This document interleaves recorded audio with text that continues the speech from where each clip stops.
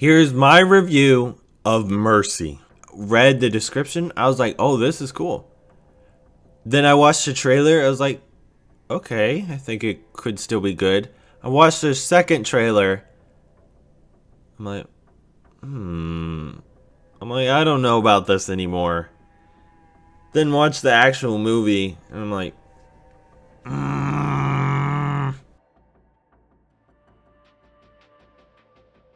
I know a lot of people have issues with this film because it's pro AI.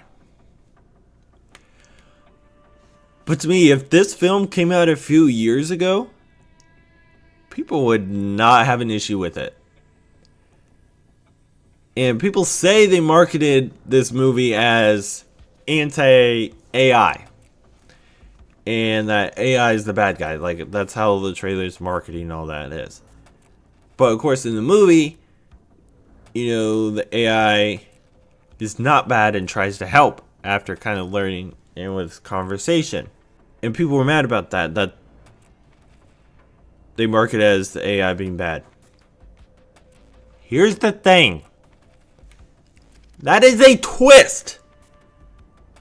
That the AI turns out to be good.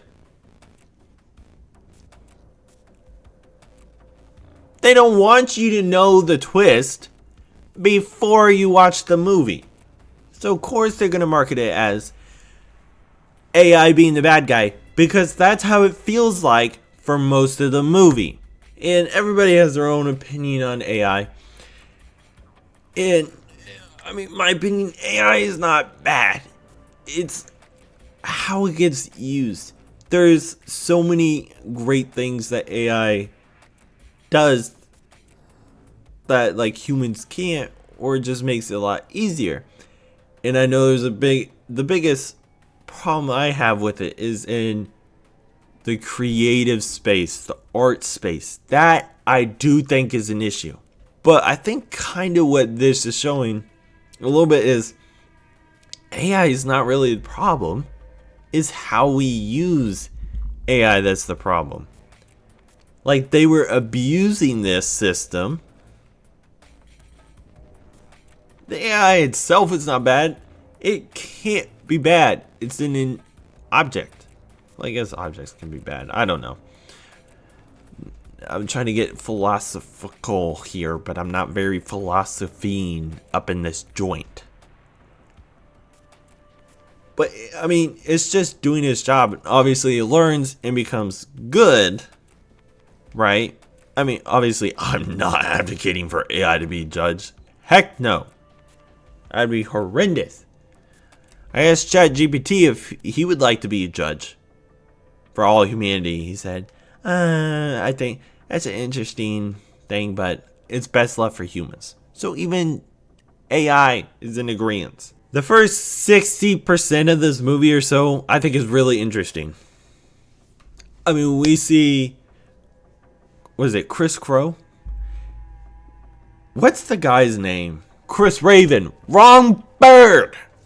They're very similar. Chris Raven was in the seat, and obviously he's panicking. Very good. I love how they started with just that right in there. Great intro on telling you how we got to this point. I love the start, the first 60% of the movie, where we're looking to see how this works, and I'm like, okay, this is actually very interesting. I'm intrigued. I'm thrilled. But then they start to lose me after that point. The investigation gets kind of less interesting. I say this with everything that has like a mystery or an unknown. Once the unknown becomes known, it dips in value drastically. Because the unknown is always more interesting and always scarier than the known. And also, I'm not the biggest fan of the very ending. We took that trial and that thing, the whole last, and just rushed it. And the AI flipping the, like, directing the truck away. I understand, like, that is a focal point of the city. so it would do drastic damage.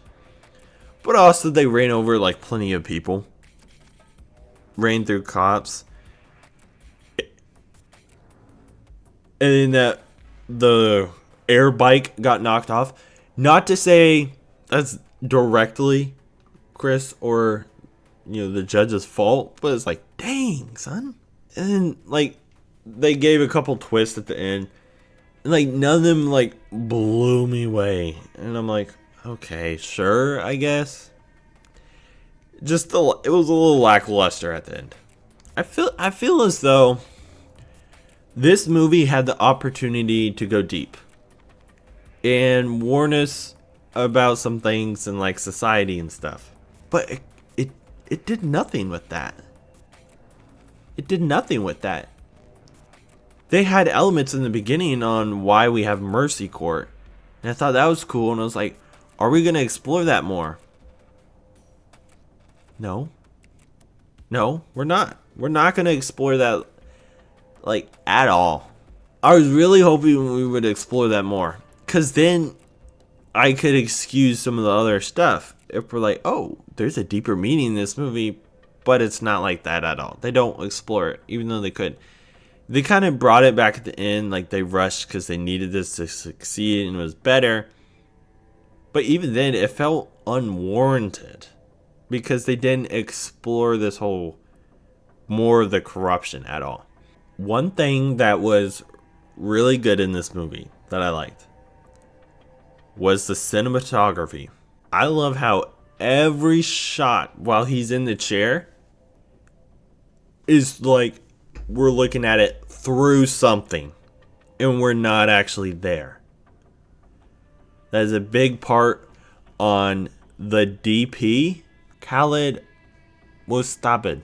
I saw it, I couldn't remember. I made myself like pay attention to the director of photography while the credits were rolling, but I forgot it because camera angles, shots, cinematography, all that I'm a huge fan over and nerd over big time. And I was saying every shot is through something. Like we're watching it through security cameras, ring cameras, drones, traffic cameras, etc. And we're never just there. So, like, that's how Chris Raven is watching it. Is through these cameras. So that's kind of how we're watching it and puts us into this countdown thing. The timer was also a cool aspect. I like the timer in the corner. It can be a little dumb at times, but I think it was done fairly well in this sense. I just really like the camera angle, the shots that they and how they stylized it. That's a plus for me. Overall, it's a decent film with a good start and strong starting elements and some pretty good cinematography.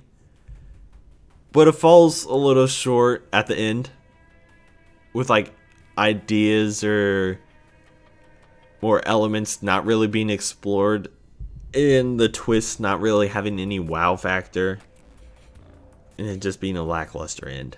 Now it is time for the rating. I'm gonna give this movie a 5.5 out of 10.